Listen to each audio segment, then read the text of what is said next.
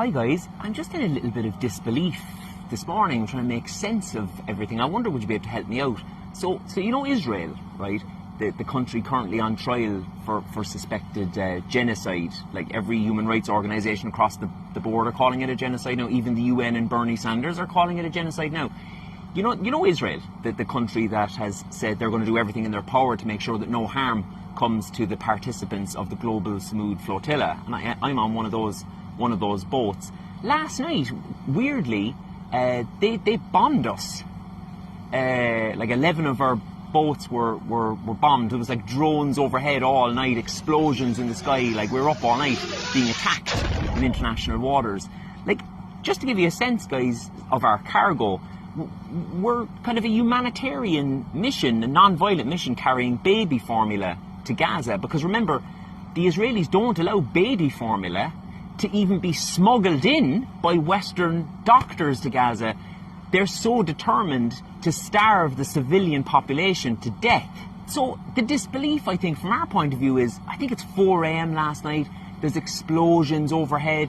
We know that many of our colleagues have already been bombed. We can't communicate with them because the Israelis have jammed the communication. And one of the activists turned to me and she said, no one's coming to help. No one is coming to help us. And I think for the first time in my life, I got a real sense, a tiny glimmer of what it's like to be Palestinian. No one's coming to help us.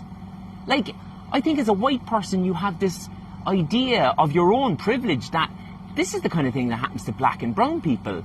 Like, I'm from the West. There's just no way our cowardly governments are going to allow us to be bombed in international water when we're carrying baby formula to Gaza. That's all we're doing. Like, I'm acutely aware that our Western leaders are so captured and so racist that they're happy for Palestinians to be murdered, for Lebanese to be murdered, for the people of Yemen and Syria and all these kind of brown countries. Like, we know business with the Zionists and the Americans is more important than Palestinian lives. Unfortunately, we've had to get our heads around that.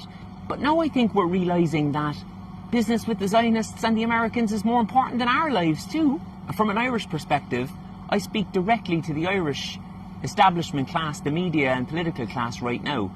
If anything happens to me or any of the other 21 Irish participants on this flotilla, we hold you responsible, directly responsible, for your craven, pathetic, biased coverage of this genocide for the last 2 years and your mealy-mouthed tough talk about Israel whilst doing exactly nothing. So I urge anyone listening to this video, please kick up a fuss. Please contact your local representatives, because I think I speak for everyone on this flotilla.